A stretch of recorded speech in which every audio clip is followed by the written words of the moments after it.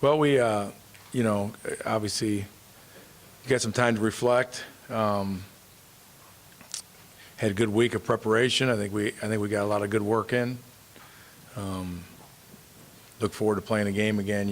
That's the only way we're going to get that taste out of our mouth is by lining up and playing a football game. But I thought we had some good work, some good preparation, and I think we made some positive strides.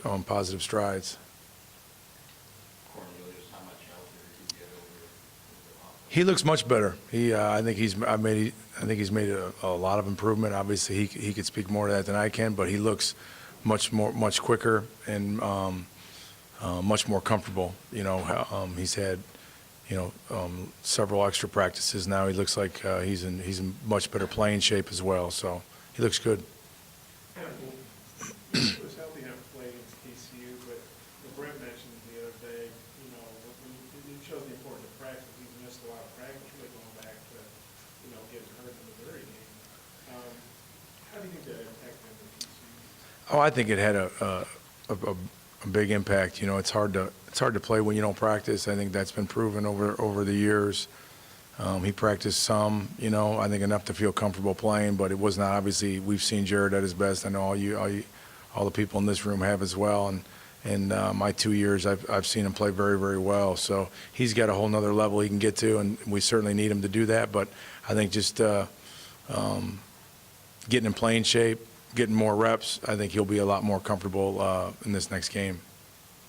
I was going to ask you about the passing game. How important is it to get the intermediate and the deeper stuff going to help your run game? It all works together. The run game helps the throw game. The throw game helps the run game. I've talked about that quite a bit in here over the last 2 years.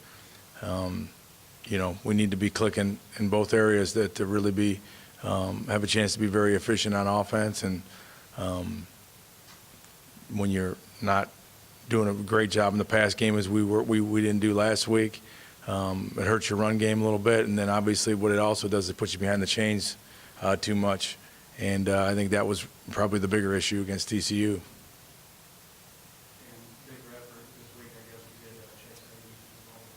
Yeah, Chase had a bunch of reps even before TCU game. He's getting a bunch of reps now.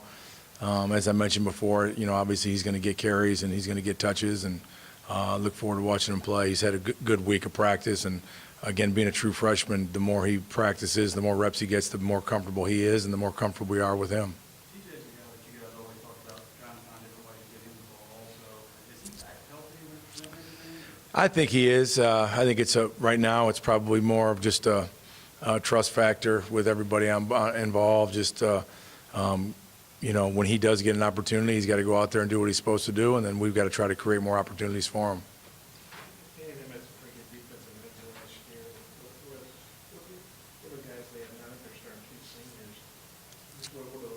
Good players, 9 and 40. 40. They're both active. They're both quick. I think obviously they recruit to that type of athlete. They want explosive defensive ends. 40. Obviously he created a lot of havoc in the UCLA game. I mean he had a hit fumble. He had a couple hits on the quarterback, and the same with 9. Both those guys are active, and they play 46 in there some, and 2 comes in some. So their defensive line is very good. This is my 3rd year playing them.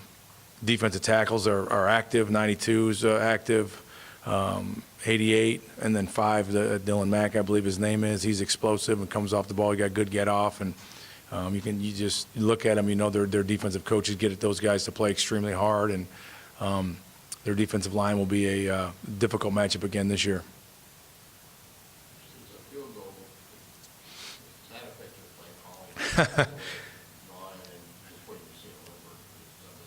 Yeah, they've been doing well. I'm going to stay in my lane there a little bit because that's not my area. I got my own problems. But no, it didn't affect the way we called the game on Saturday. No, we just, obviously we're trying to score touchdowns, and we got that 3rd and goal at the 2, and we didn't convert and kicked, and then on the other 3rd down play we had in the red zone, we couldn't get a guy open. I thought there was some defensive holding. Obviously, the refs didn't agree with us, but no, it didn't affect the way we called it on Saturday. Perimeter blocking, tight end, wide receiver, what have you seen and where can they go forward? Better. I think we've gotten better. I think we've made improvements from last year. Our wideouts did a good job in our first 2 games of getting on the correct guys in the secondary. I think we need to be a little more physical at the point of attack sometimes with our wide receivers, but overall, I think we're much better. I want to watch these guys, but I guess he has the same show. Seems like he's been there forever, but he's been a big play guy, have another big year. What you think? Good player. He had some big plays Saturday in their game. I think he had a pick and he had a TFL, but runs to the ball extremely well. Very athletic, and he's a good tackler. He's a good tackler in space. And I agree with you. I think he is a good football player. I want to ask you about the corners too, when you make those guys. They're good. You know, they're playing some now. They're playing some young guys in there too. You know, 24 is an older guy. They move him into the nickel. 29's playing as a freshman and played well last week. And 10, same thing. Obviously, a 6'4" corner. You don't see that very often, but he has very good athleticism. And then 23. You know, him and 24. I think kind of get those guys lined up and get them going in the right direction. But it's a good group. They're very athletic. Really good. He's been works hard, you know, taking it, you know, obviously took us a couple days to get him out of the tank, you know. He takes things very personally and wants to play very well. So the hardest part was getting him out of the tank, but once we got him out, he's been good, and he's had a good week of prep, and he's throwing the ball well, and he's got some good energy and some good enthusiasm, and I know he's chomping at the bit to play again as well. Is there a key to getting a guy out of the tank, or is it just taking a couple days? All these guys are different. You know, it takes me time to get out of the tank too. So, you know, I got my wife and kids are in charge of that. They got me out. You know, when you have a bye week, I feel like you can, you know, sulk a little longer. I don't know why, but the 24-hour rule is not in effect. Sometimes it goes a little longer, but he was just upset about how we played and how he played, how we played, and he knows we're better than that, and you know, he didn't like the way he played, and you know, my job is to get him moving on to the next game. We certainly have done that. I mean, he's had really good last couple of days, in particular preparation, the way he's throwing the ball, his feet look good, accuracy, everything's been really good. So you want it to hurt. You know, you put a lot into this. You put your heart and soul into every game. You put your heart and soul into every play, really. And when it doesn't work out,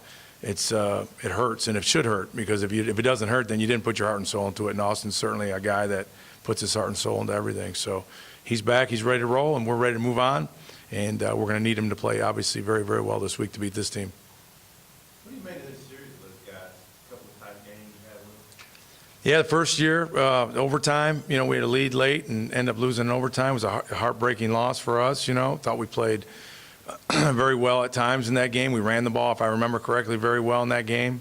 I think Riley kind of had his breakout game, if you will, or coming out party a little bit. I think he had some good runs. Alex played well, Collins, and tough deal. And then last year I felt, you know, we had times where we really played really well offensively and moved the ball very well. Austin, I think, played very well, ran the ball well at times, and then we got bogged down in the +5 area with some situations, and thought again we had chances to win that game as well. And so, hey, they're a good football team. It's a great environment. You know, first year I was in there, it was unbelievable. Both crowds, the teams, obviously the arena that we're in. It's a you know, blessing, and it's an honor to be involved in the game. I just think it's an awesome experience for our players, and you know, again, they've got obviously a very good football team, football program, and I think it'll be another good matchup Saturday. Dan, this game, at least to us last year, was really when those short yardage goal lines trouble started to pop up, and they spilled over a little bit in the TCU game. What are you going to do to correct it? You got to get more creative, or? I don't know. I think both games are different. You know, you look at last year; it's probably one of the best. Them and Alabama, probably two of the best defensive lines in the country, and there was opportunities for us to score, and we didn't. And I'm not going to get into the why and how of that, but I don't think it had anything to do with design.